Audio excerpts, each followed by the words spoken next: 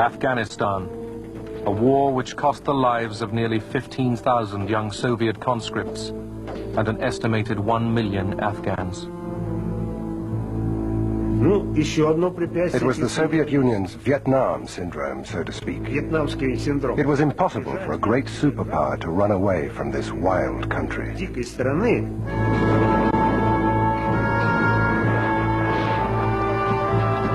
The United States supplied billions of dollars of weapons to unlikely allies, Islamic fundamentalists.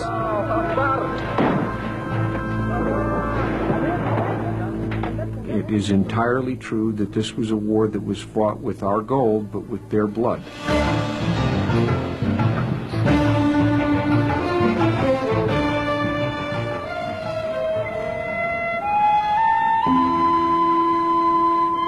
The Panjshir Valley in the Hindu Kush Mountains of Afghanistan, a rural, traditionally Islamic country of 15 million people.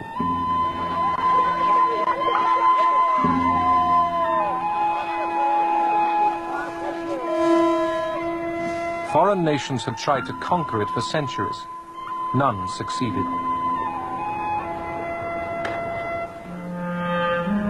But civil war and years of Cold War conflict would bring the people of Afghanistan a terrible toll of death and destruction. In the 1970s, Afghanistan became a focus for superpower rivalry. Close to the Persian Gulf's oil and the Indian Ocean ports, it bordered Iran in the west and Pakistan in the south and east. In the north, it shared a border with the Muslims of the Soviet Union's Central Asian republics. To Moscow, a friendly Afghanistan was vital.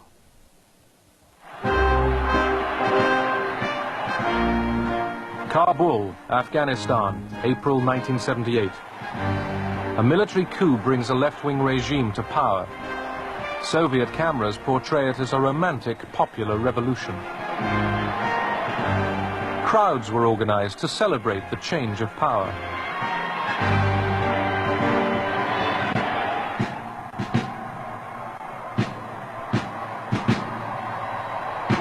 Nur Mohammad Taraki, Afghanistan's new leader, looked to the Soviet Union for support.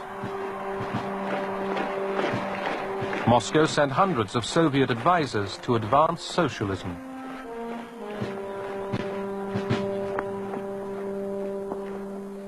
The vast majority of Afghan people had no jobs. Afghanistan was an agricultural country. We thought it was best to introduce land reforms and give land to the landless. It would enable them to work their own land and raise their standard of living. The left-wing regime set about reforming Afghanistan by decree. Land was taken from large owners and handed to the peasants who worked it.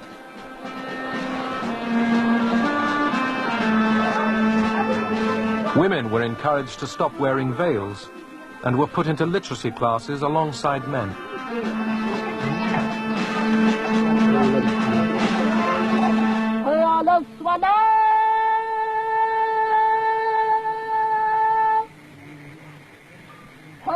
In the countryside, the reforms were seen to threaten ancient customs and the authority of the Islamic priests, the mullahs.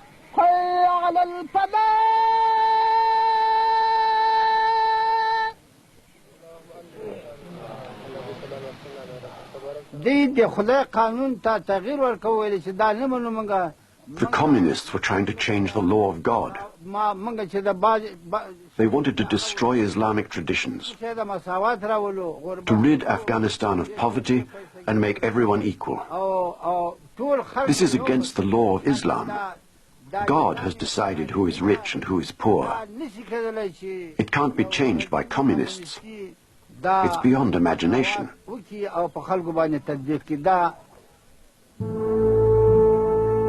To counter communist efforts to spread their new doctrine, opponents of the reforms burnt down schools and universities. Thousands of Afghans fled to Pakistan to avoid the revolutionary turmoil. Resistance was growing throughout the country. Brezhnev and the Politburo tried to talk sense into Kabul. We couldn't understand how they could build socialism in just 5 years. We said, you can't do that.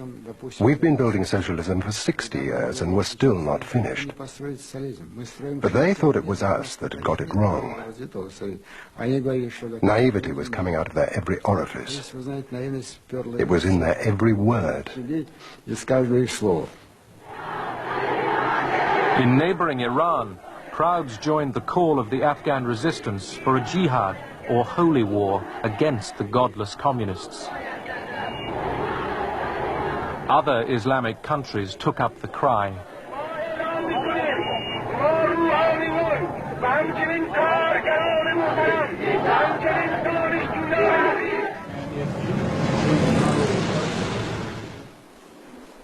In Washington, National Security Advisor Zbigniew Brzezinski was convinced the left-wing regime in Afghanistan was a major threat. Yeah, and that will deal first with Iran, then with Afghanistan and the regional implications. Brzezinski told President Carter that Moscow might use the Afghan crisis to move south and seize the oil of the Persian Gulf.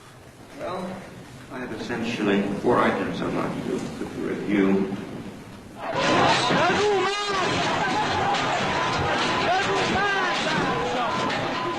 Brzezinski's fears for the stability of the region gained weight when mass demonstrations in Tehran led to the overthrow of the Shah of Iran.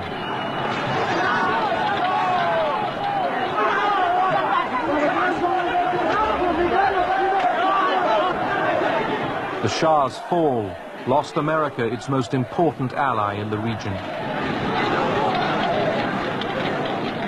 We are faced with the possibility that one way or another, before too long, we may have either a hostile Iran on the northern shore of the Persian Gulf facing us, or we might even have the Soviets there.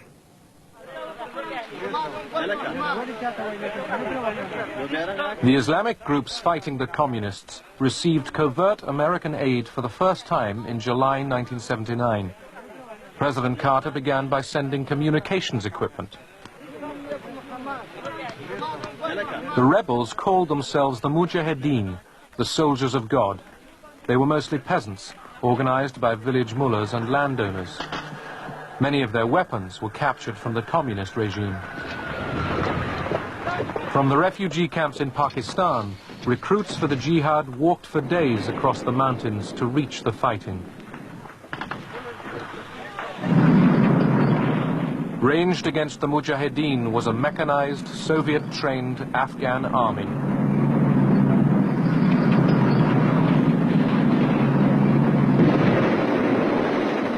Soviet film depicted a highly motivated fighting force.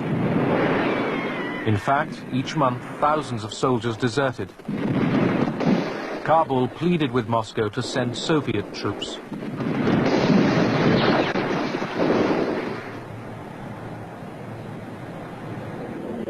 In the Kremlin, Soviet leaders repeatedly met to discuss the Afghan crisis. After mobs massacred Soviet advisors and their families in Herat, Kabul's request for Soviet troops moved up the agenda. The Afghans wanted us to introduce a limited contingent of Soviet troops to guard military bases. They just couldn't cope with the Mujahideen themselves. At first they spoke about a battalion, then about a brigade. They kept insisting and pushing for Soviet troops, but we kept refusing and refusing and refusing.